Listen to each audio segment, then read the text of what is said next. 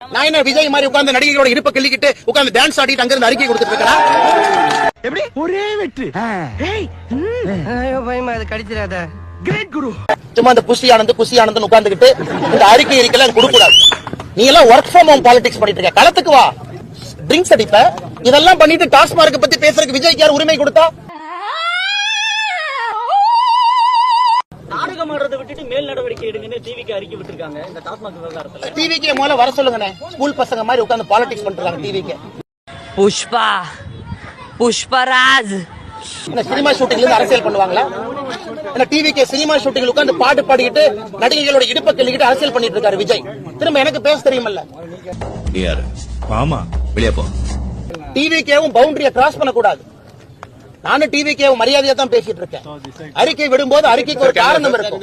நான் என்ன விஜய் மாதிரி உட்கார்ந்து நடிகைகளோட இருப்ப கிள்ளிக்கிட்டு உட்கார்ந்து டான்ஸ் ஆடிட்டு அங்க இருந்து அறிக்கை கொடுத்துட்டு இருக்கேன். எப்படி ஒரே வெட்டு. பயமா அது கடிச்சிடாத. கிரேட் குரு. நான் களத்திலிருந்து போராடி கொண்டிருக்கின்றேன். களத்திலிருந்து பேசுறேன். இதென்ன ஒர்க் ஃப்ரம் ஹோம் பாலிடிக்ஸா விஜய்க்கு? என்ன ஒர்க் ஃப்ரம் ஹோம் நாடகம் யாரு பண்றாங்க? யாரு விஜய் அரசியல் முக்கிய எங்க போனாரு?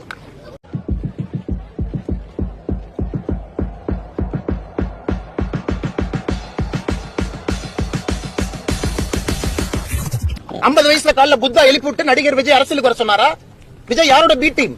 நாடகம் யாரு பண்றாங்க? பிஜேபி பண்ணதா விஜய் பண்றாரா? இருந்தாலும் நீங்க பண்ற இந்த அரசியல் விளையாட்டெல்லாம் நமக்கு செட் ஆக. நாடகம் பண்ணுவது விஜய், நாடகம் பண்ணுவது டிவிக்கு. இதெல்லாம் புயல் காத்துல உட்காந்து எவனா பொறி சாப்பிடுவான், அவங்கிட்ட போய் சொல்றா. திராவிட முன்னேற்ற கழகத்தினுடைய பி டீம் தான் விஜய். அதாவது வாய்க்கு வந்தபடி எல்லாம் பேசக்கூடாது. எதா நியாயமா பேசணுமா இல்லையா? இன்னைக்கு நான் ஆணித்தரமா உறுதியா சொல்றேன். தமிழக வெற்றி கழகத்தினுடைய நடவடிக்கையை பார்த்த பிறகு நான் சொல்றேன், திராவிட முன்னேற்ற கழகம் மறுபடியும் ஆட்சிக்கு வர வேண்டும் என்று ஆரம்பித்த சீக்ரெட் ப்ராஜெக்ட் தான் தமிழக வெற்றி கழகம் சகோதரர் விஜய் அவர்கள். வரம்பு மீறி அவர்கள் பேசும் பொழுது எனக்கும் பேச தெரியும். மரியாதை கொடுத்து மரியாதை வாங்கிக்கணும்.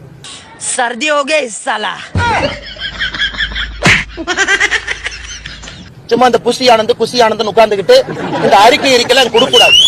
நீ எல்லாம் ஒர்க் ஃப்ரம் ஹோம் பாலிடிக்ஸ் பண்ணிட்டு இருக்க. களத்துக்கு வா. அப்படியே படாம அப்படியே உட்கார்ந்து ஆக்டிங் பண்ற இடத்துல இருந்து அறிக்கை டைப் அடிச்சு அனுப்பிட்டு இருக்க. உனக்கு என்ன தெரியும் மக்கள் கஷ்டத்தை பத்தி? சிகரெட் குடிப்ப, மூவில ட்ரிங்க்ஸ் அடிப்ப.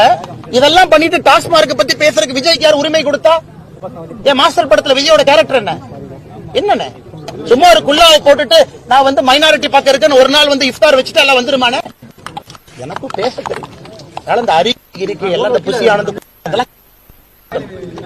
எங்க பக்கத்துல வச்சு ஒர்க் ஃப்ரம் ஹோம் பாலிடிக்ஸ் பண்ணி மாதிரி பாரதிய